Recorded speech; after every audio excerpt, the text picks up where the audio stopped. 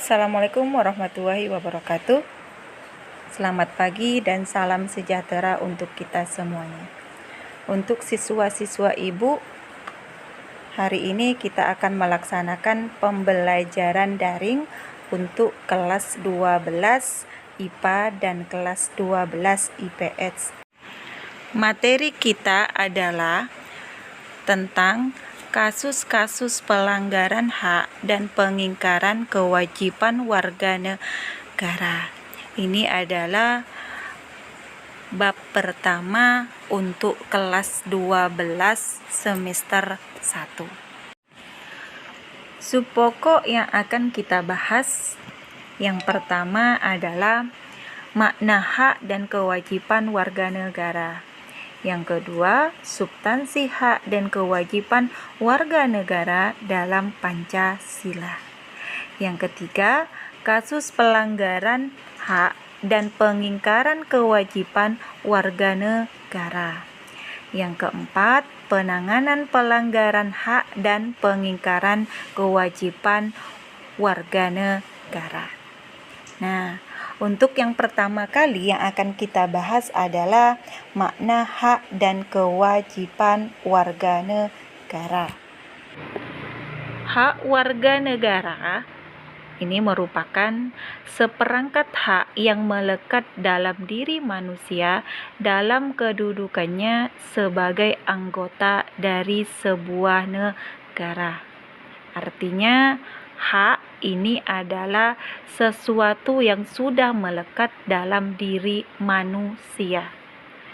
Sedangkan kewajiban ini bisa diartikan sebagai tindakan atau perbuatan yang harus dilakukan oleh seseorang warga negara yang sudah diatur dalam ketentuan perundang-undangan. Jadi kewajiban itu adalah perbuatan atau sesuatu yang harus dilakukan oleh seseorang sebagai warga negara. Hak dan kewajiban ini mempunyai hubungan kausalitas. Artinya, hak dan kewajiban warga negara merupakan dua hal yang saling berkaitan. Artinya, seseorang mendapatkan haknya karena kewajibannya dipenuhi. Contoh, seorang pegawai mendapatkan gaji setelah bekerja. Selain itu, hak yang didapatkan seseorang sebagai akibat dari kewajibannya yang dipenuhi orang lain.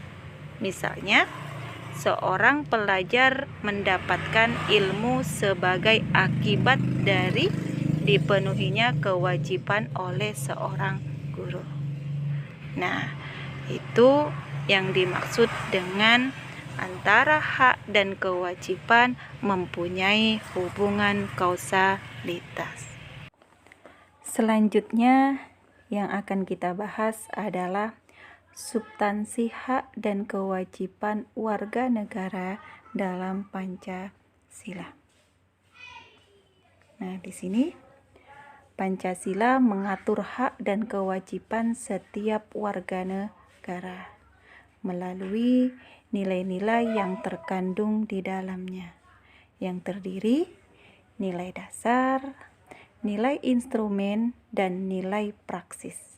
Nah, nanti kita akan bahas satu-satu hal-hal yang berhubungan dengan nilai dasar, nilai instrumen, dan nilai praksis.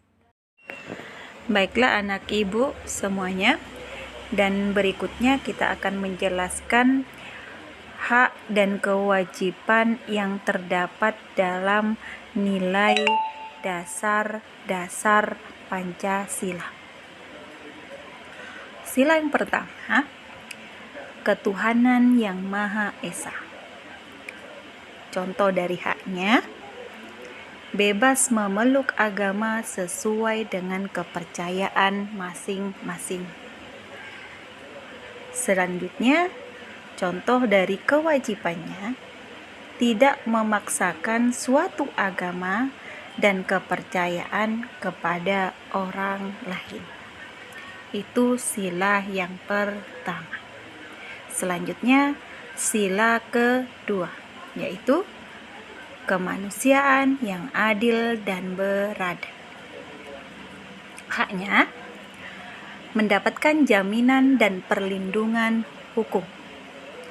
Kewajibannya mengakui persamaan derajat hak kewajiban tanpa membeda-bedakan. Selanjutnya, sila yang ketiga, yaitu Persatuan Indonesia. Contoh haknya mengembangkan budaya daerah untuk memperbanyak budaya nasional. Kewajibannya mementingkan kepentingan bangsa di atas kepentingan pribadi. Sila yang keempat, kerakyatan yang dipimpin oleh hikmat kebijaksanaan dalam permusyawaratan perwakilan. Haknya ikut berpartisipasi dalam pemilihan umum. Kewajibannya sebagai warga negara mengutamakan musyawarah mufakat. Selanjutnya, sila yang kelima, yaitu keadilan sosial bagi seluruh rakyat Indonesia.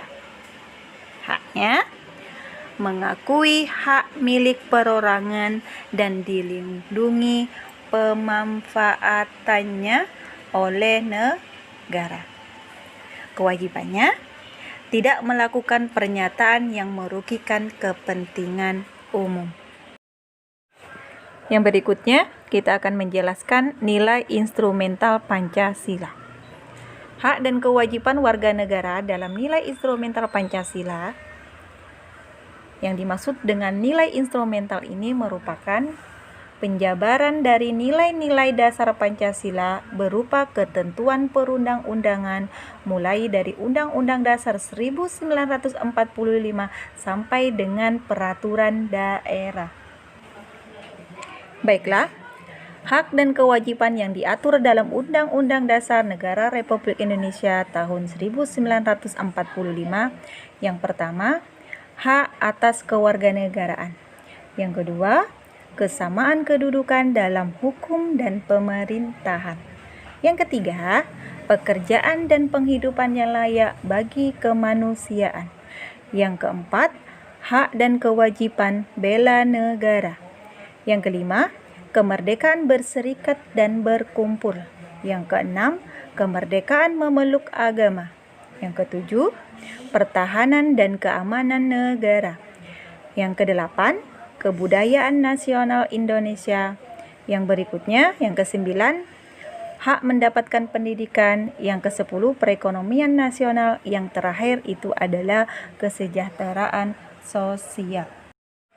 Yang terakhir, kita menjelaskan nilai praksis sila-sila Pancasila.